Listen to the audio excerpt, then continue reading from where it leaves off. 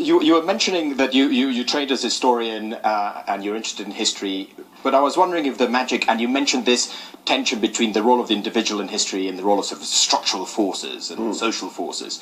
I was wondering if the magic and magic realism is a way to solve that issue. Maybe through magic the individual can influence history. And thinking of your latest novel, I don't know if that comes into it. Well, I think, I wouldn't put it exactly like that, but there's in the front of this book, there's a famous picture of Goya, Sueño de la razón produce monstruos. But the reason I put it there is that when Goya writes about the picture, he says something very interesting. He says that when reason and fantasy come together, then they are the mother of the art, the parents of the arts, and they produce miracles. And when they are separated, when unreason doesn't have the discipline of reason as well, then the monsters show up. But in a way, that's what I think about the kind of writing that I do. Is that it brings together a kind of rational project and a kind of irrational project. That you sort of put them together, and poof, that hopefully something interesting happens. It's almost the opposite of the clash of civilizations. It seems to be that. It's more a kind of, it's more a kind of, uranium and plutonium. Okay. You put them together and you make a bomb. Okay. In your most recent novel, strange things start to happen. Yes. I mean, well, tell us about that. Well, the book takes place in what is called the time of the strangenesses. Okay. And the most strange thing that happens is this eruption into our reality of these supernatural beings from a parallel world, which is the world of the jinn, the genies. Yeah. And they attempt a kind of war of conquest against the human race. And fortunately, they're quite incompetent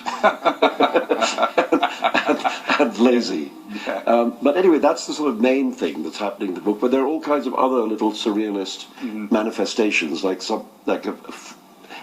local failures in the law of gravity, where people begin to levitate. Yeah. Or sometimes the opposite, they begin to get crushed. So, but I mean, that's obviously a kind of these are surrealist devices, But what I was trying to say is that we actually do live in a time which is very bizarre, and where, I mean, the ability.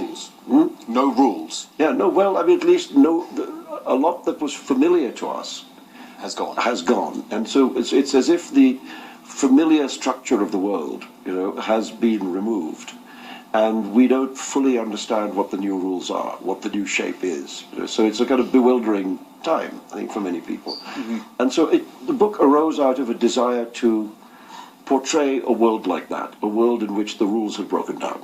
And the implications for. Well, I mean, just because I think one of the great questions that the fairy tale asks is what happens to ordinary people when extraordinary things happen in their lives.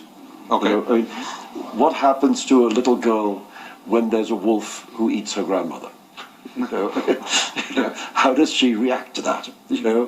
And it's always about ordinary people having to deal with extraordinary events.